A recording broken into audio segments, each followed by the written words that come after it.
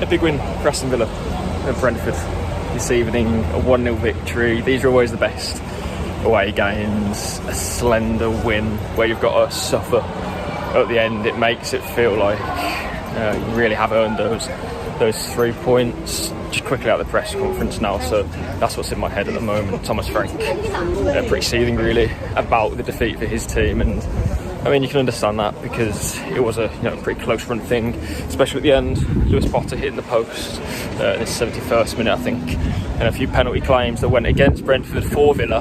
But you just feel like throughout the course of this season, Villa have deserved that. Well, I'd say against Club Brugge, maybe that slice of fortune potentially to come out of that with a 2-goal cushion into the second leg, and then today to keep a clean sheet. They earned it, but the goal they scored, I think there was a small deflection when Ollie Watkins fired past Fleck, and that's the slice that you need, and that Villa have made full use of. I think earlier in the season potentially they don't win those 3 points and they throw it away at the end or something like that, but this is the perfect way to end this part of the campaign in terms of in the league. It was the perfect response to losing 4-1 against Crystal Palace. Axel Disasi saying that himself. This was the response we needed to give, and yes, Villa have beaten Cardiff since then, and obviously taken a really good result against Bruges in the Champions League. But tonight was back to league matters, and Villa had, or still do, have chasing to do, because they are behind where they want to be even still, and of course there are other teams now with a game in hand on Villa next weekend. But to come here and win 1-0 without Emi Martinez, without Marco Asensio, but Martinez is the big one here. He had started every one of Villa's league games before tonight, and Champions League matches too. Robin Olsen making his first league start of the season, fantastic, to not only win how Villa did, but because of the difficulties they had with injuries and different things before the game, makes it again all the more sweeter. Axel Disasi for me was fantastic. Again, potentially somewhat clumsy, could have given away penalties, but he didn't, and for that reason he was my man of the match. He was fantastic. He was celebrating blocks and tackles like they were goals. He stood up, he was counted for, and you can say the same really for Ezri Konsa and Tyrone Mings. And I have a special word for Mings because this is now successive matches where he's been a brick wall. Fantastic. Obviously against Bruges, man of the match there, and against Brentford again, not putting a foot wrong. Really good performance from him, and Konsa, come to expect it, so that doesn't mean we shouldn't be giving him his flowers too, of course, but this is a performance we've seen from Konsa many times in the past couple of seasons. But with Mings, with his injury, and Disasi coming in as a new signing, kudos to those two. Alongside Konsa, Pau Torres of course on the bench for Villa at the moment, so he's got to work his way back into the team, but that's to sort of think about after the international break. And as I say, Villa have now given themselves a really strong ending to what has been a difficult period really overall. Lots of games in a really short space of time, but in the end they've come through it well. Again, you've got one more left with Bruges, and that is far from over, by the way, but this should be a really big confidence boost for Villa to have kept a clean sheet with your second choice keeper, who, let's be honest, before now has how do I put it, he has struggled in parts and in other games, but today he looked confident. He looked like he had a point to prove really. It reminded me a lot of when he played against Brighton last season at the Amex, and he was really unlucky to concede at the end. It was a penalty which Pedro eventually scored at the end of the game. Did he save the penalty? I think he might have saved the penalty actually, and it was a rebound, if memory serves correctly. But he was fantastic and deserved a clean sheet in that game. That's what he got today, so really proud and happy for him. At the end of the match there was a nice moment where he was pushed forward to the travelling fans by a few of his teammates. Tyrone Mings picked him ahead, and Tyrone Mings was forcibly shoving him to get the adulation of the supporters, so that was fantastic to see. And Unai Emery spoke to him after the game and asked him about Olsen, and Emery himself touched on the fact that he's a leader in the team. He's a big character and is loved by the players and management staff alike. So although he hasn't had the best time of it on the pitch, really, since he joined Villa. Conceded quite a lot of goals. Today was brilliant for him. And as I say, it almost felt like what he deserved at the back end of last season, which would have been a really big point for Villa in their quest for Champions League then. Who knows, maybe this will be the big 3 points they needed to maybe not get into Champions League. There's still a lot of work to be done there, but to at least boost themselves for the final part of the campaign, where we could be looking back at this and thinking, well, those 2 extra points that Villa won at Brentford, because later on there was a barrage of attacks, 2 points considering Villa's poor goal difference, that could be, real difference maker. So yeah, hopefully that's what this result is going to give them. Working in midfield, John McGinn, not his best game, I don't think, today, but again, part of a midfield too that competed well for obviously 50 minutes or so before Kamara then came on. He added more bite, a bit more steel. Villa were under the cosh there, so they needed to change things up a little bit. Obviously McGinn and Tielemans, is that the 7th, maybe even 8th game that they've started? Can't think on the top of my head. They've started together in a double pivot, and maybe that changes to Bruges because Villa will need legs to get around the pitch in that game, the final push before they can break up for the international break, because obviously they'll play next weekend. Jacob Ramsey started on the left instead of Marcus Rashford. I thought he did well. He had a shot that was, I think, going towards the top corner actually. Can't remember what minute it was, but it was after John McGinn gave the ball away, or was dispossessed even, in his own box, before Tielemans made 2 really important tackles. Then Ramsey goes down the other end not so long after that, whips the ball towards the top corner, just saying it was deflected over the bar. So good defending by Brentford in the end there. In the middle you had Morgan Rogers. It was on the periphery of things, I think, for 30 minutes.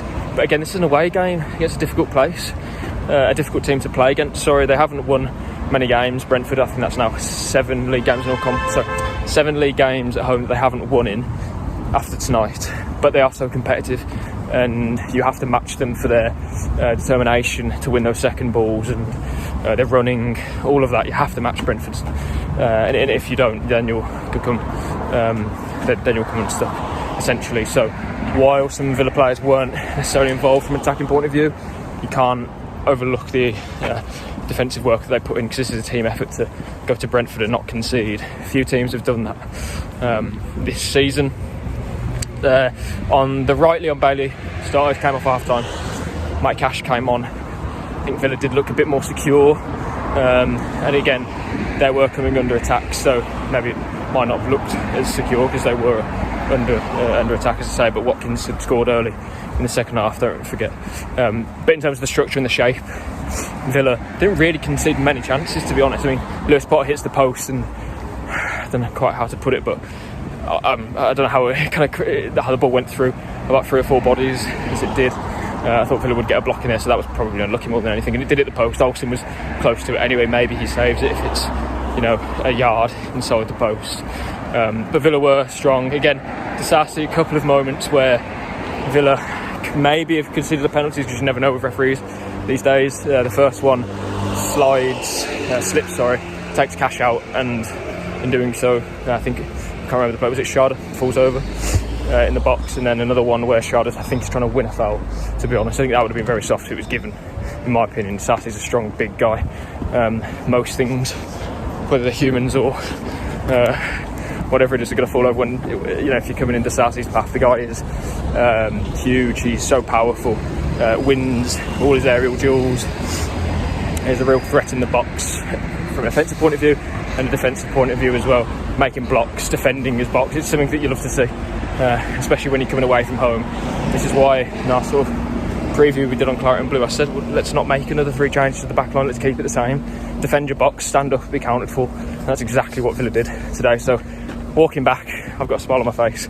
I always say it, these wins that you grind out on the road, these are the best wins that you can have as a fan. And I do think for Emery as well, this is exactly what he needed, and the players needed as well. It's too many times we said this season where Villa look weak and vulnerable and a bit of a soft touch defensively. Well, of course you're going to concede chances away from home. This is the Premier League. This is a team who would have gone very close to Villa in terms of the league position if they'd beat them today. Goodison Park, for example, under David Moyes, Villa win there 1-0 in his return there.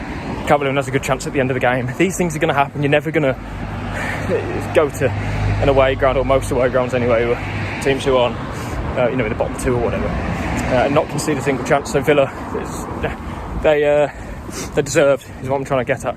They deserved for the defensive performance that they put in, that Brentford didn't take 1 or 2 chances that they did have. So in the end, they come out with a 1-0 victory. Really positive result. The performance as well. I mean, I can't get past it that the result is the most important thing here. Absolutely. Villa, I do think this was a bit dramatic potentially, but do or die for Champions League. If you look at the fixtures they've got coming up, this is a Brentford team who, you give credit, they're competitive and all sorts, but again, now 7 without a win at home, so this was an opportunity for Villa, and they've taken it, which is great.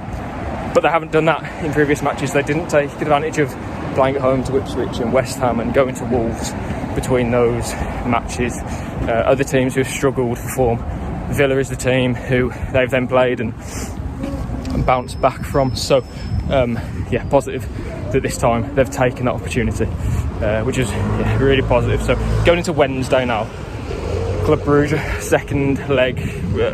Emery says that Asensio and Martinez hopefully will be fit for that one. We'll find out more in the press conference on Tuesday. But I'll wrap up here because I'm late for my tube. Signing off. Really encouraging night. Good way to end this chunk of the season. I'm happy to see us kind of end there, if that makes sense. A league game in 5 days' time. Yeah, you'd be thinking, a clean sheet and a win. That's good for confidence. While I think those things are true, I do think we need a rest now, and we can end on a high, attack Preston after Bruges when we come back. And then you got Brighton away, another game like Brentford, almost as difficult really, but in a different sort of way. They love to play different sort of brand of football. Brighton beat Fulham today, first time they're beating Fulham in the Premier League, I think. So they'll be, again, confident to get something against Villa. But Villa really do have to prove themselves. I've said this a number of times now.